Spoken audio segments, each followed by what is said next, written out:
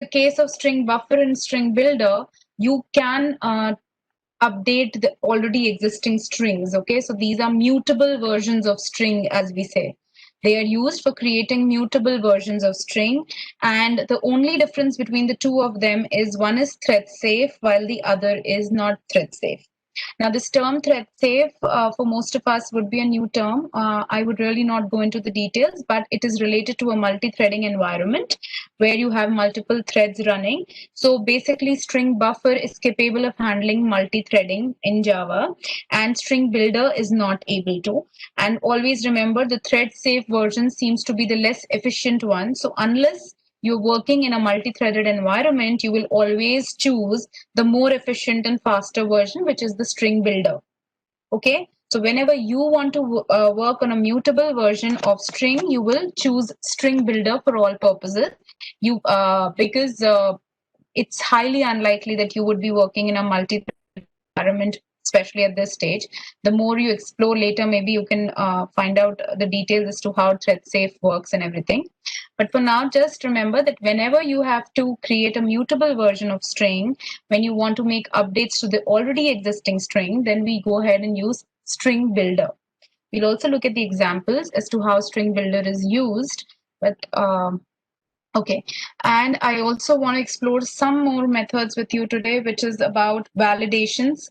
When we want to, work on a form and we have very data like email or phone, and we want to do certain validations, then how will we do them? So that is what we'll see in our upcoming example, and then we'll also understand about StringBuffer and StringBuilder. Okay. Okay, that brings us to the lab. So before that, let's go to Eclipse and try out another example on strings. So instead of adding in the already existing one, I will create a new class. I will say second string example. Okay, so what we cover now is typically used when you're working on fields like related to a registration form, etc., or login form. Okay, so I will write the comment here. And the first field that I want to take is a string email, just to, give you an idea as to how you can check strings having a proper format or not. So this is my first string. For now, I want to keep phone as string rather than an integer. So how many? 1, 2, 3, 4, 5, 6, 7, 8, 9, 10. All right. So this is my phone. And then maybe I want to keep a password, or probably we can skip the password for now. We'll see if we need it. All right. Suppose I were to validate this email. Which method will I use? Well, there is a method is empty. The first check I would want to do is, has user provided a value for email or not? So for that, we have a method dot is empty. You can use it on any string. It basically returns whether the string is empty or not. And I've written if not email is empty. That is, as long as email is not empty and there is a value. Okay. So you will just print out a simple message, email is provided. Okay. Then you will go ahead and probably make some more validations. So, okay. Email dot contains is the method we use, which we saw yesterday for searching. The first criteria would be, I want to know whether there is an @ sign or not for an email ID to be valid, right? Then the second thing I would want to see is, I'll put an and because I want both the things to be true. Only then I'll be able to say that the email provided is of the right format. So the next thing is, I need to have a dot, right? There should be a dot. And all right, when there are so many of the commas, I always want to check if email contains dot and if email contains ampersand. Okay. Well, let's make it simple and just place it like this.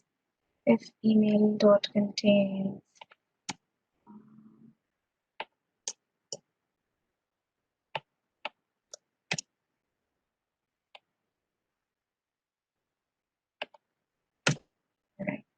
So this should be true, this should be true, and I'll sys out.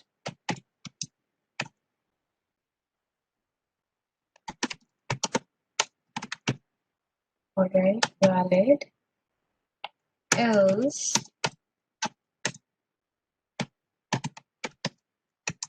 email is invalid. All right, so this is a small check. Right now it seems to be a valid email ID, the one that I have provided. So for this first round, let's go ahead and do that. Email is provided, email is valid is what it says. I remove the @ and then probably it says email is invalid, of course, because this condition goes false. Okay, so simple checks you can do on this is just to give you an idea as to how you can use the AND conditions contains operator to do validations on your data. All right, so this is about the email. Another thing that we can do with the phone number. So what kind of validations would we like to put on a phone number? Say if it's a mobile number, then probably we want to see that first whether it is not empty. Second is if the phone length is not equal to 10, probably.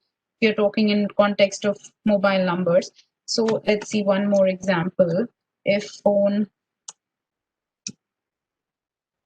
you can choose your own format against which you want to validate. It may vary if you're trying out for the numbers in US versus the ones in India. So just explore these methods and you will be able to do all the validations you want to.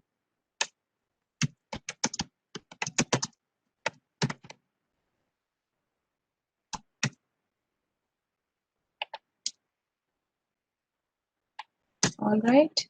And then, of course, something to do with the length. So I will say if phone.length is not equal to 10. Okay, that's my condition that I want to say that if the length is not equal to 10, I write invalid phone number, else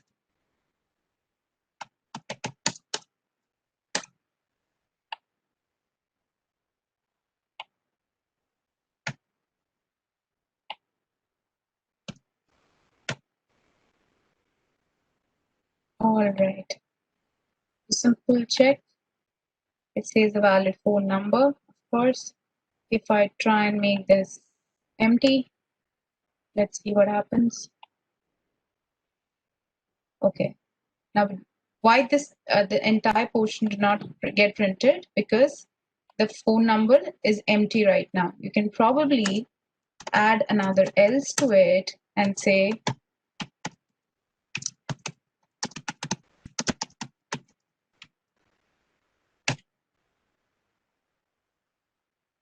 yeah.